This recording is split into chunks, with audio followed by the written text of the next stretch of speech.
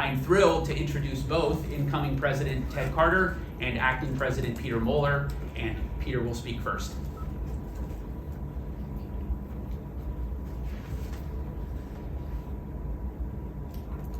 What a great day for The Ohio State University, and what a great day for the state of Ohio. I'm honored and humbled that the trustees have selected me to serve as acting president. Ohio State, as you all know, is truly a special place. I've been here for about 12 years and served as a faculty member, a scientist, and a staff member, and Ohio State is a great place. During my time, I've had the great pleasure of working with faculty, students, and staff from all 15 of our colleges and Wexner Medical Center. The work, including research, scholarship, teaching, and learning that we do here every day makes a real difference, and I'm so proud to be part of that. I want to thank the Board of Trustees and President Carter for their trust, my faculty and staff peers for their support, and our students for their energy and their passion. I'm excited for autumn semester and for President Carter's arrival in January.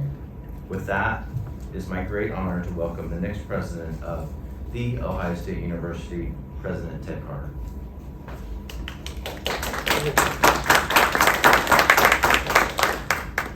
Well, good afternoon, everyone. My name is Ted Carter.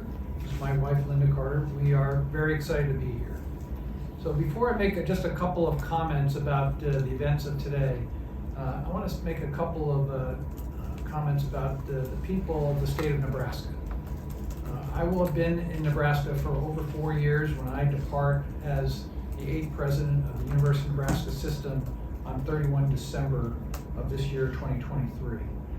We have been welcomed since the day we started on January 1st of 2020. So for the 8 publicly elected Board of Regents, the 4 student body regents, the 50,000 students, the 16,000 faculty and staff, the governor of the state of Nebraska, I want to say a special thank you. We've been welcomed from the day we started. We've done amazing work together. And I'm also thankful to the Board of Trustees here at The Ohio State University who have given me enough runway to the end of the year to continue my work there at Nebraska as we are going through some budgetary challenges and also trying to do some things that will move the university forward as we are finishing out a 5-point strategic plan. So again, thank you to the people of Nebraska. I will always be a Huskers fan. I will always be a University of Nebraska at Omaha Mavericks fan.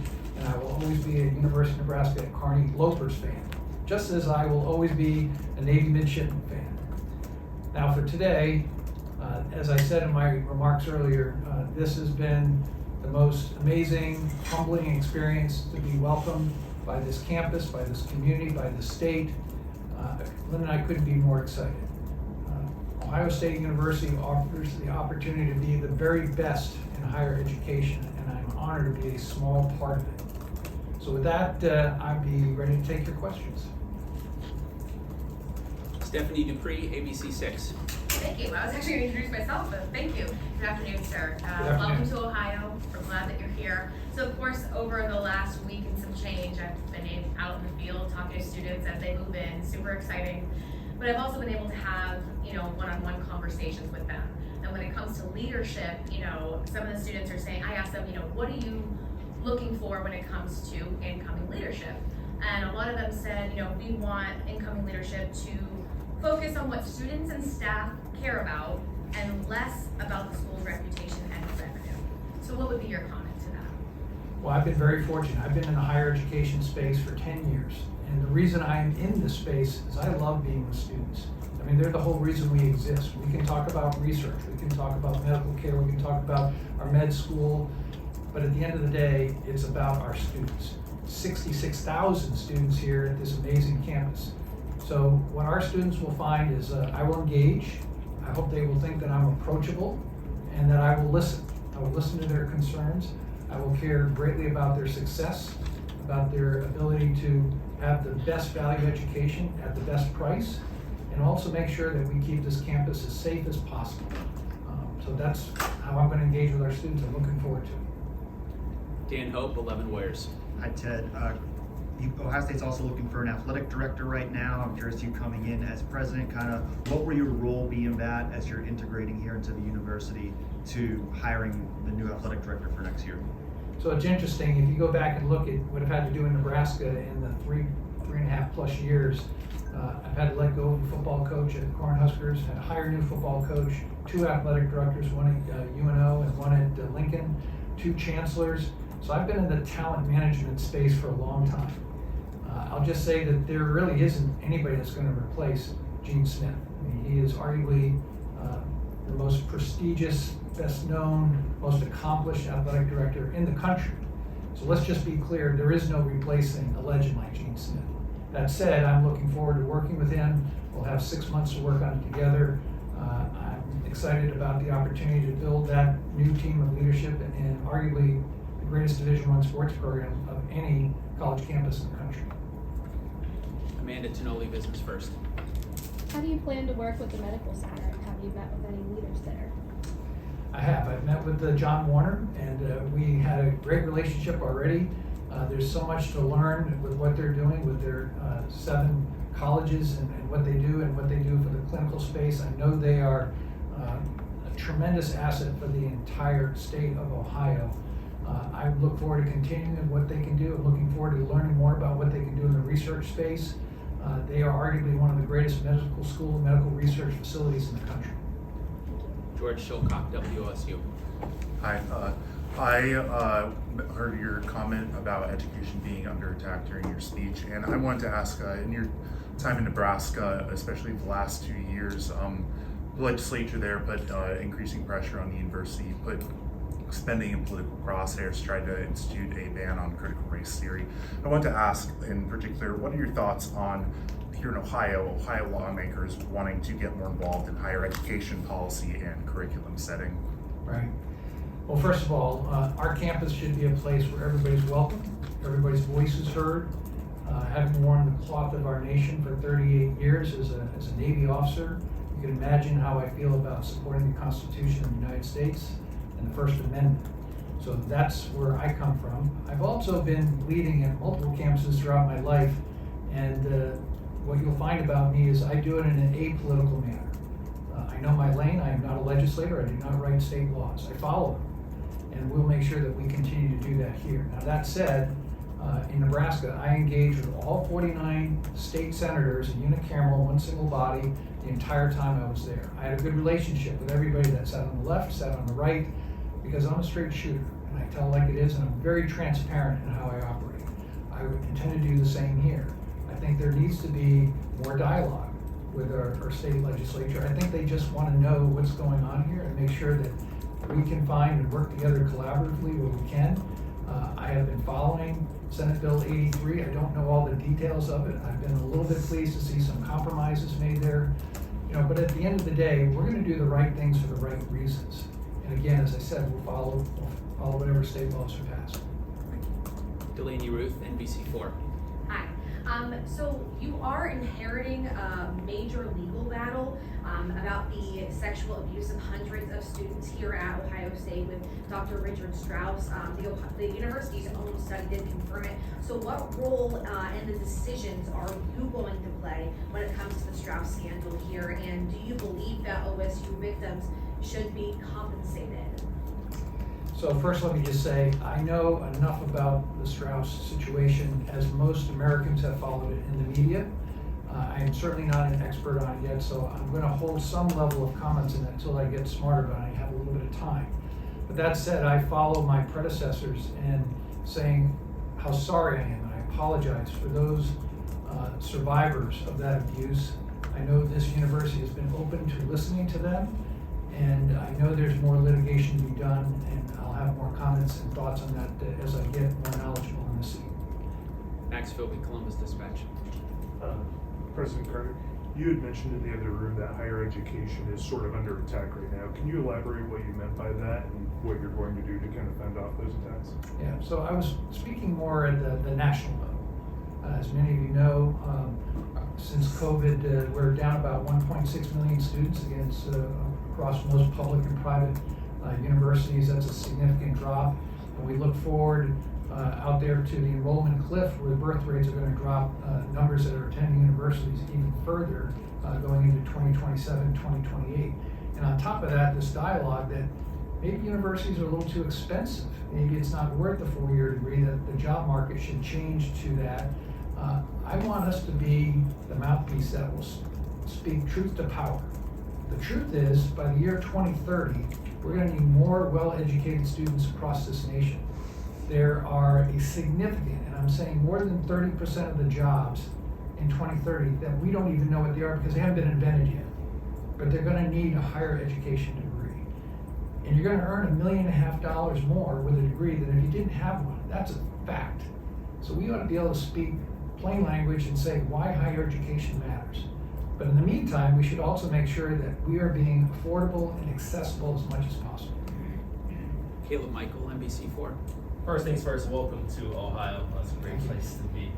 Once your tenure does start, is there anything specifically you were hoping to accomplish during your time at Ohio State? Well, this is already a great university, but when you're at or near the top, some people would say there's only one place you can go, and that would be down.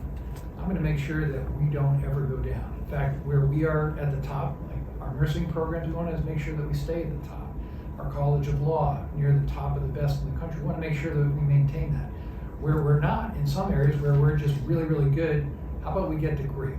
So I'm going to be making sure that all of our programs are centers of excellence. Sierra Salaji, NBC4. Following up on my colleague's earlier question, you might not be super familiar with the Strauss sexual abuse cases. However, while you were superintendent of the U.S. Naval Academy, the Academy came under significant fire after investigations by major publications about failure to properly report and investigate sexual assault.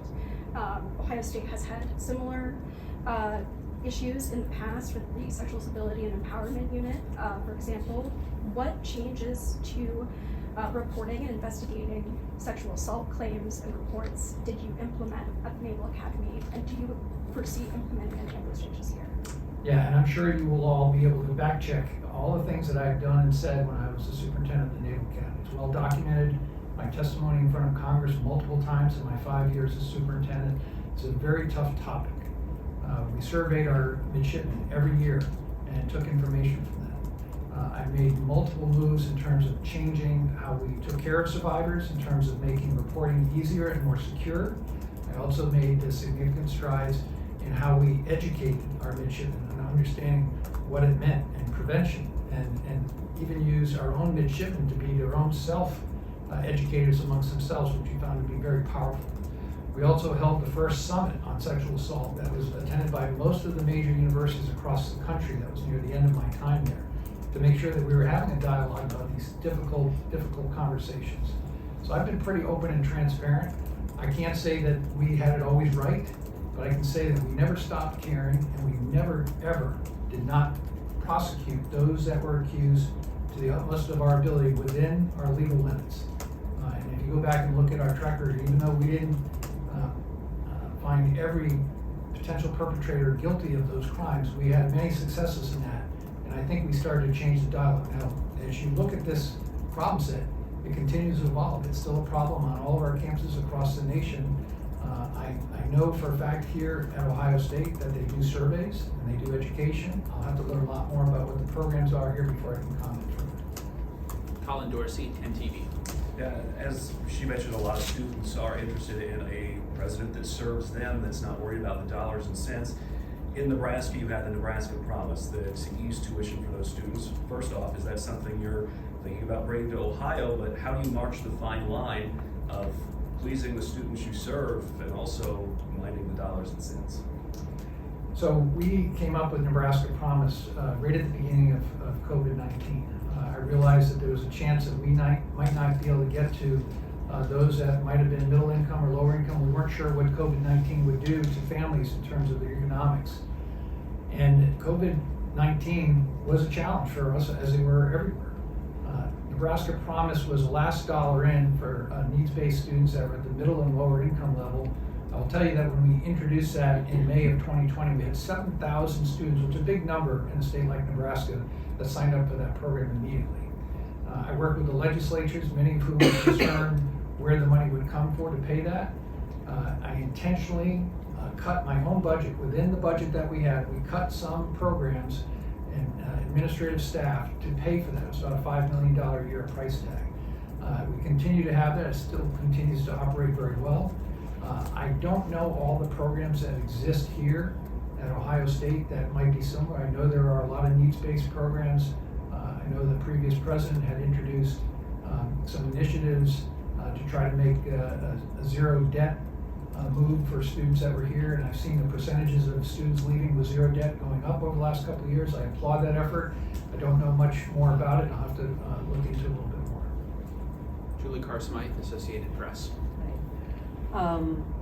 So you presided over some enrollment gains in Nebraska and diversifying and reaching out to middle and lower income students. How do you see the U.S. Supreme Court's ruling on affirmative action challenging similar efforts here? I think, first of all, we've got to acknowledge that we'll follow the law, that our application process, whether it's already changed or not, I haven't been able to look that deeply into it. But we just have to understand that that doesn't change our mission. We should be open and welcome to students of all backgrounds. I mean, that is the very definition of diversity. Interestingly, as you may have noted, that the service academies were exempt from that. I will tell you that while I was superintendent of the Naval Academy, we did not use any quota systems. We did not use affirmative action in that regard to try to fill our ranks with some set number of students. We used the whole person multiple, and I see us doing something similar now. In the state of Nebraska, we already had laws that prevented us from using affirmative action to begin with, so there was no change to how we do admissions there. We'll study and learn more about how that applies here. But as I look at the campus background that's here, I'm very proud to see that this is a very, very diverse campus here, and I'm excited to be part of it. Joe Rowland, ABC 6.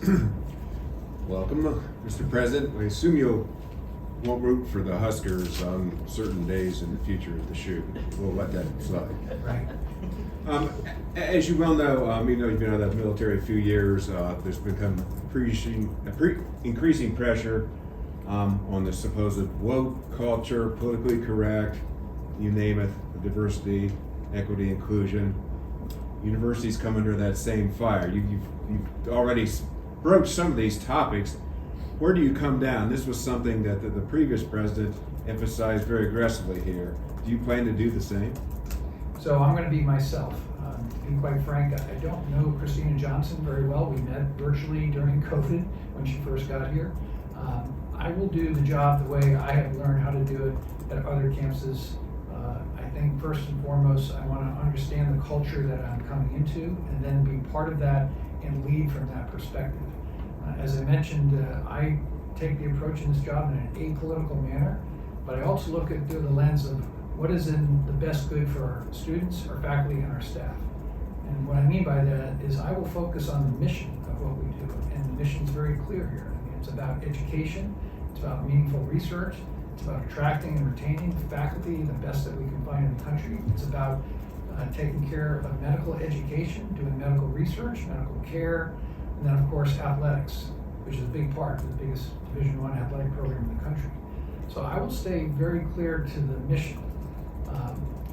I don't use words like woke or the words that are out there. I find those to be clickbait. We just do what's right, and everything else will take care of itself. Could you elaborate on what's right in terms of DEI? Well, I think, first of all, DEI has already become a clickbait phrase. I suppose. So just by saying it, people will render some sort of opinion. But here's how I view it. If we are going to be open to bringing all walks of life and educate them, let them grow emotionally, physically, socially, at an institution like this, they're ready to be good citizens, we want to have a diverse campus. And that's much, much more than what the color of skin or what ethnicity somebody is. I'm looking for diversity of thought and diversity of people to elevate this campus. And if we can find success across all walks of our student body, then we will have achieved something that really is inclusive. Stephanie, ABC 6.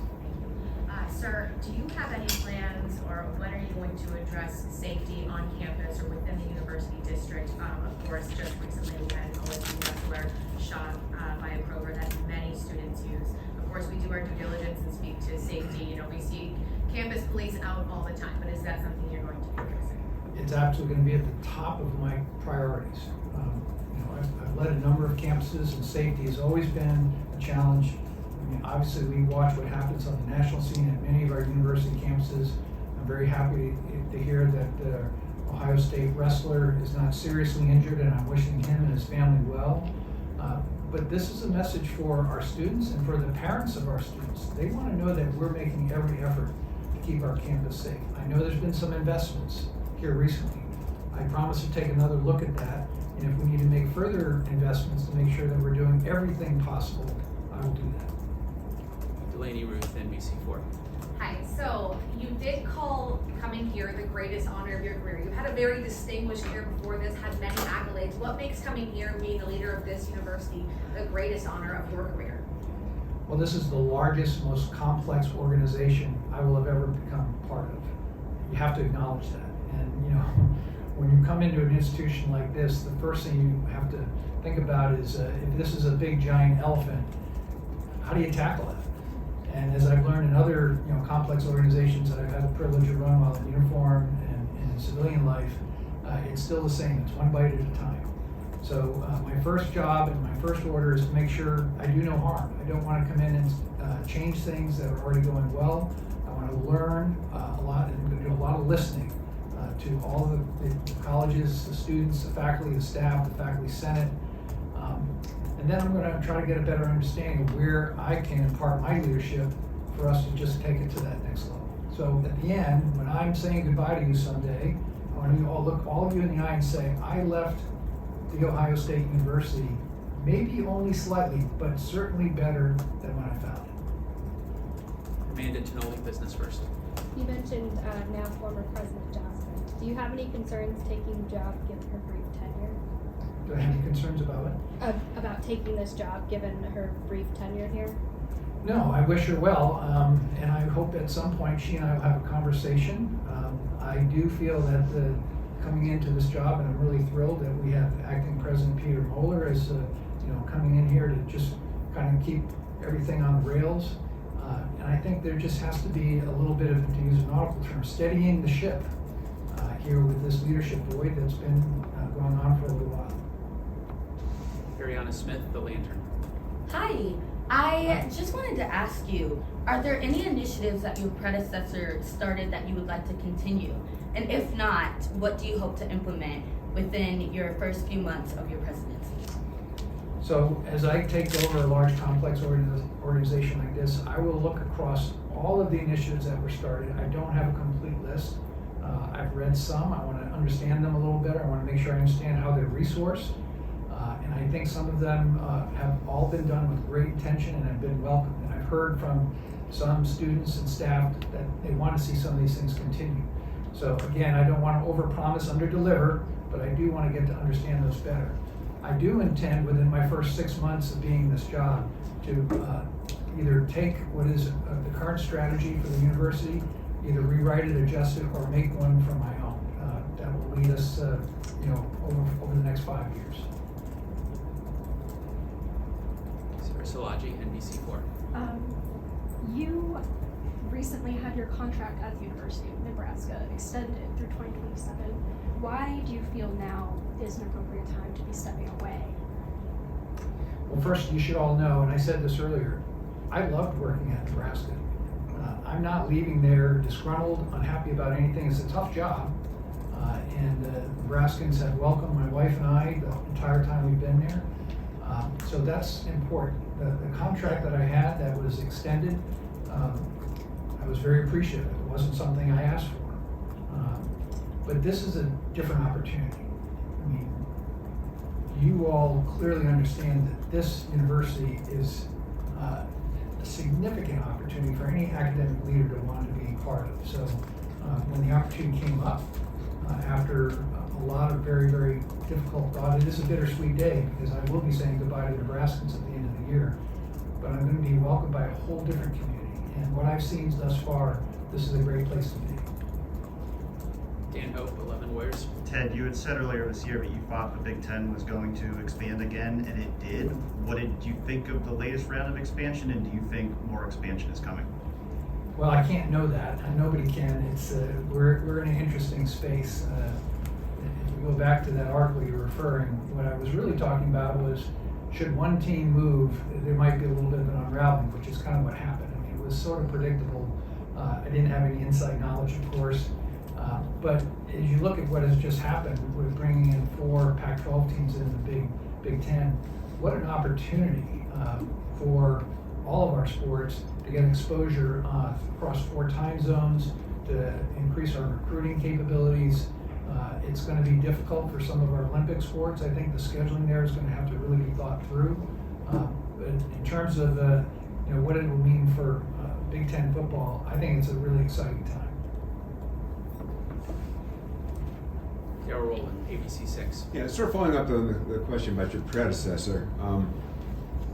Obviously, they interviewed you, but you probably interviewed them. I just wonder if there are certain assurances that you wanted to at least check out. I mean, something blew up, obviously, with Christina Johnson at this university, and that's not why we're here today. But you could see the remains of the explosion.